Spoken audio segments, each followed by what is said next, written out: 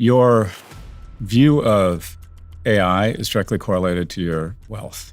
The only cohort that has a positive rating of AI is people making over $200,000. Because generally speaking, wealthy people look at AI as something that's fueling their portfolios, and wealthy people are the biggest users of AI. So they see it as a positive. They see it as innovation. They see it as the S&P going up. But if you're an average middle class person, what you may see is that your electricity bills have gone up and you don't even have access to invest in these companies. And you see some statements from people, Sam Altman saying, stop complaining about energy costs, think about the amount of energy it takes to raise a child. So they haven't really managed the brand well. In the last 18 months, it's gone from something kind of scary, but we can be optimistic and a wealth creator, to something that's very scary and something that's a wealth creator for the wealthiest already. The brand in the last 18 months has had tremendous erosion. That is Scott Galloway, one of the most followed voices on technology and capitalism in the world, and he is here to tell you that you are being lied to. Not about whether AI is dangerous, but about who the danger is really for and why the people at the top keep telling you the same story over and over again. Listen closely to who he says is selling you on AI and what they get out of it. Listen to this. When I look at some of the quotes from the CEOs of these AI companies, I've got one here from Elon that says, AI and robots will replace all jobs, working will be optional. Like growing your own vegetables instead of buying them from a store. The challenge will be fulfillment. How do you derive fulfillment and meaning in life? And Sam Altman said by the end of 2028, more of the world's intellectual capacity could reside inside data centers than outside them. And when I went through Sam's blog several times, I mean, he's talking about a fairly dystopian future. And many of the CEOs, I mean, even Amedeo Anthropic talks a lot about, his bear case for AI and the job disruption that will follow. I think I'm trying to get clarity for myself really on like what is the truth? What's marketing and what's the truth? And I want to add another point, which is I hire a lot of people. Yep. And I'm already finding that our framework, specifically for entry-level roles, has quite radically changed. And so I didn't believe this stuff. Like a lot of people told me that, oh, Sam Altman, these guys, they're doing marketing to make their company seem powerful. But then when I noticed a change in my own behavior, when I'm sifting through these CVs, I thought, oh, maybe things are going to change. I think it's mostly bullshit and catastrophizing and a means of fundraising. Every technology in history goes through a similar arc. There's some catastrophizing, there's some job loss. That increase in productivity results in additional margin, new business opportunities, and employment grows. I don't see any reason why this would be any different. And I think that catastrophizing and talking about this massive destruction in jobs is a way of saying or justifying the massive investments these companies want enterprises to make in their companies. Because if you look at the amount of capital they have committed and the valuations of these companies, one of two things needs to happen in the next 5 years, at least in the US. There either needs to be $1 trillion in incremental revenue from new products from companies that have licensed AI. So L'Oreal does a big site license with, say, OpenAI. Does it come up with new products? Like, how does it justify that investment? We're not seeing a lot of AI moisturizer or cars that are built by AI. I mean, AI has hit industrialized robots at Amazon, but there's not a lot what you would call new AI-driven or AI products. AI plays a role in the background, but it's very hard for companies right now to point to incremental growth or revenues from AI. So the first big fear of catastrophizing is just this unprecedented job destruction. They've been talking about that for 3 years, but let's look at the data. The unemployment rate in the US is 4.5%. Among youth, it's 8.8%. That is slightly below the historical average. The number of new business permits or new businesses started per capita in the United States has doubled in the last 10 years. And we hear about, well, what about Meta? They announced they were laying off, I think, 8,000 or 10,000 people yesterday. 2019 to 2025, they went from 16,000 people to 80. So even if they go back to 60,000, it takes them back about 24 months. So I don't doubt that there'll be a real dip or a severe V down in certain industries, customer service, probably the legal field. But I believe over the medium and the long term, it's actually going to create more jobs than it destroys. And I think some of the catastrophizing is nothing more than thinly veiled attempt to say my technology is so devastating that it's going to shift society and you should invest at this crazy valuation. Could you be wrong? Oh, I'm wrong all the time, Stephen. No, but I mean, like, what would have to be the case for you to find out that you were wrong in terms of how you've reasoned up from the first principles of your thinking there? Job destruction, layoffs. But what would you have misunderstood for that to be the case? Like, what would you have misestimated? for that to be the case? Ground zero for the job that was going to go away was radiologists. You could scan billions of images, and radiologists, mama, don't let your daughter grow up to be a radiologist because that job's going away. The new job listings for radiologists in 2026 is up. Because what it ends up is that while scanning the image is important, it's a small part of the job. The value out of a radiologist is diagnosing the illness and then coming up with a treatment plan. And that's as important as ever. The number of coders, job listings for coders, year on year is up 11%. So people who understand how to use these technologies and come up with different prompts or different means of vibe coding, that demand has gone up because now AI can be applied to almost any startup. Where I will be wrong is if there is sustained job destruction and the new jobs created in new businesses and the employment those jobs create doesn't keep up with new jobs. And there is a scenario. You don't need 100% unemployment like Musk is predicting. At 20% unemployment, the French had a revolution and Weimar Germany turned very ugly. At 20% unemployment, especially among youth, especially young men, tend to get very angry and take to the streets. So you could see a V that's so severe, even if there's a job recovery, if it hits 20% unemployment, that could cause real civil unrest. But I just look at the data. I look at the employment numbers. If you didn't know there was this seminal technology that very smart people were predicting a job apocalypse around, and you just looked at the data, you wouldn't know there's anything going on. The data doesn't reflect that there's some big exogenous meteor coming for the employment market. So there is Scott Galloway, one of the sharpest observers of capitalism on the planet, telling you the dirty secret of the entire doom industry. The valuations only work if the apocalypse arrives, because if the labor market does not collapse, then the math behind these companies falls apart. So the people running them go on every stage they can find and tell you it is too powerful and too dangerous and impossible to control, and then they quietly fly to the south of France. He looks at the actual employment data and says the media everyone keeps warning you about is nowhere in the numbers. The researchers further down the chain may believe every word of the fear, but the men at the very top are reciting it to raise money from you and from everyone like you. Now listen to who actually profits when you believe them. 2 years ago, I thought Sam had a really good brand. Because he was out in Congress, he was saying this he was asking for regulation, it seemed.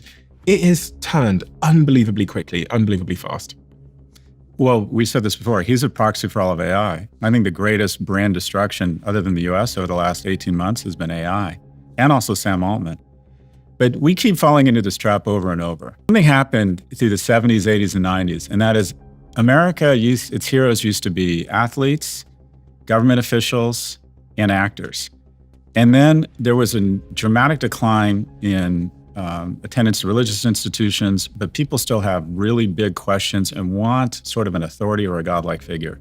The closest thing we have to religion is technology. Most people don't understand it. It has a mystical feel to it. I have no idea how my phone works. I can ask it anything and it comes back with a relatively authoritative answer that I trust. I think most of the time when we're on AI, we're kind of praying. We're sending a question into the echo to a being thinking it's smarter than us and it's going to come back with an empathetic, loving, correct answer. So the new Jesus Christ was born in the 90s, and that was Steve Jobs. And he was taken from us early, like Jesus Christ. The idolatry of innovators has absolutely gone crazy. And the new Jesus Christ, if you will, are these tech CEOs. And here's what we fail to understand. They do not have our best interests at heart. They are not concerned with our emotional well-being. They are not going to comfort us when we're older. They are there, and they play a key component in capitalism, to do anything that is required to get their earnings up 1 cent per share every day. And they will make incremental decisions that justify the harming and self-harm of teen girls, Sheryl Sandberg, the weaponization of our platforms to make the coarsening of our discourse, Mark Zuckerberg.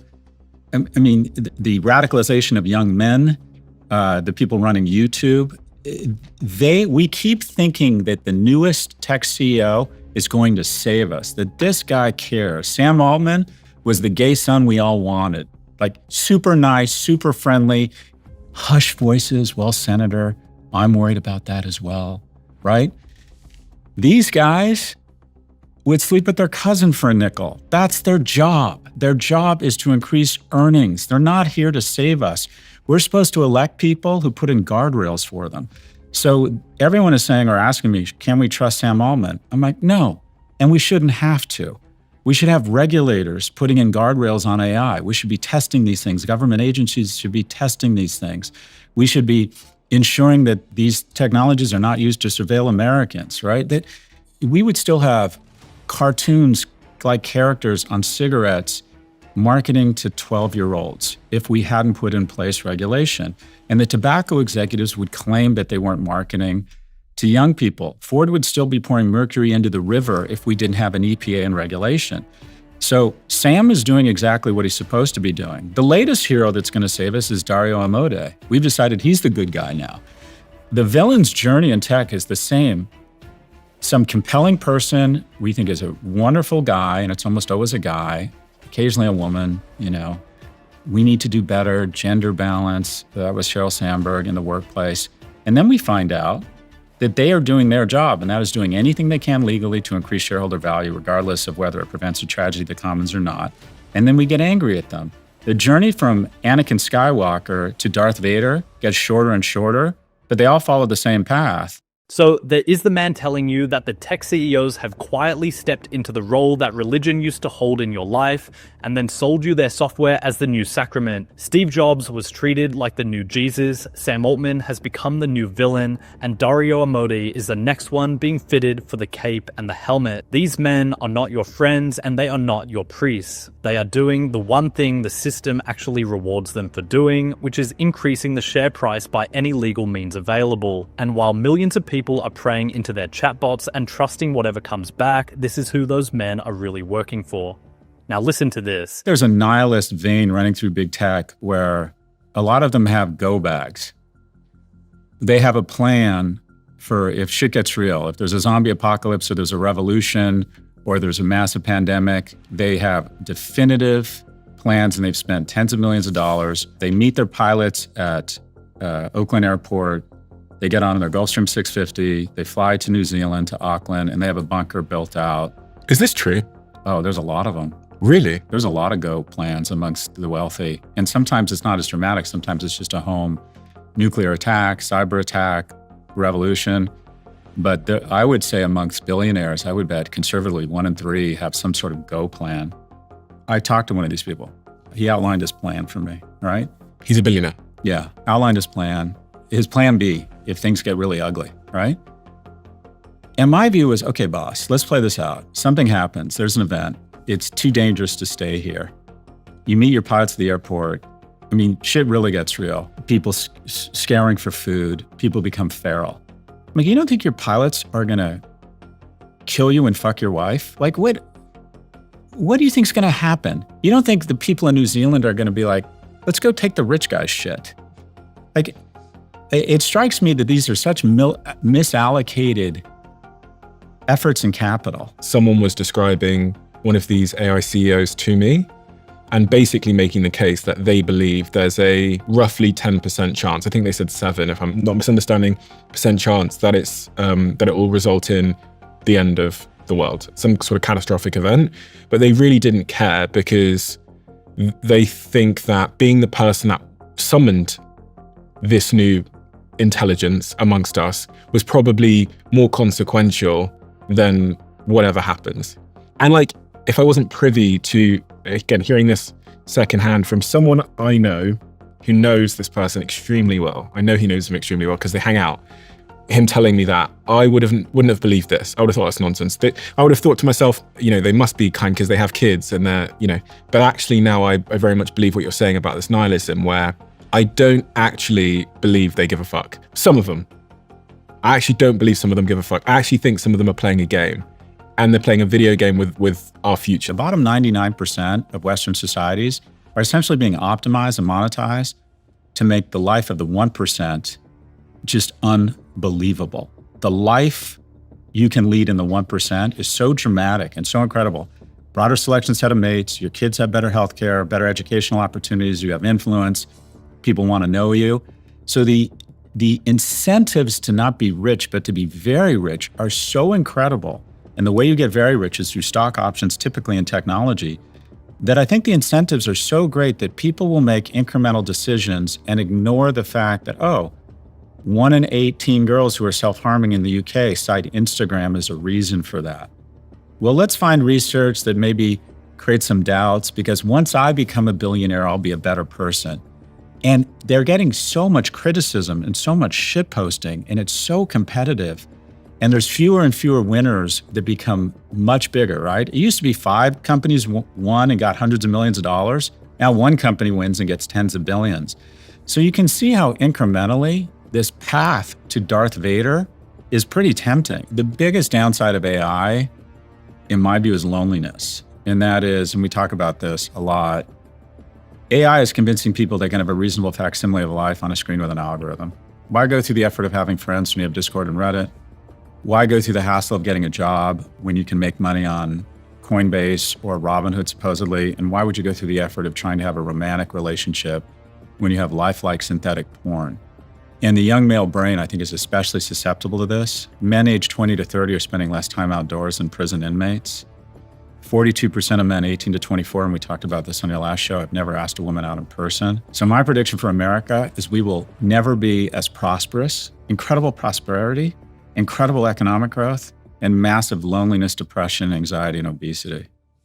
So that is Scott Galloway, a man who has built and sold companies for hundreds of millions of dollars and who has sat across the table from the people now running the AI industry. And his message is the most uncomfortable one we have heard yet, because he is not telling you the danger is fake. He is telling you that the version of the danger being sold to you from the top is partly a sales pitch, that the doom narrative doubles as the pitch deck, and that the companies need you to believe in the apocalypse in order to justify the money they are raising. And the part that is genuinely real, the part where ordinary people actually lose, looks nothing like a robot uprising in the streets. It looks exactly like what Galloway just described, where the wealthiest people on Earth keep their jets fueled and their bunkers built, and where there are AI CEOs who privately believe there is a real chance this ends the world and who simply do not care. Because being remembered as the person who summoned the new intelligence matters more to them than whether the rest of us survive it. Jeffrey Hinton, the godfather of AI, says we are near the end. Roman Yampolsky, the man who coined the term AI safety, says it is mathematically impossible to control. Connor Leahy, who built some of the first open source models on Earth, says we wake up one day and we are simply no longer in control. And Galloway adds the ugliest layer of all, which is that the men running the labs may not even believe their own warnings, and the ones who do believe are not afraid because they have already bought their way out. The people building this are protected and positioned, and the people watching this are neither. Subscribe, because by the time the rest of the world understands what these men are actually saying, the wealthy will have already opened their go bags, and you will be the one left holding the receipt for an experiment you never agreed to run.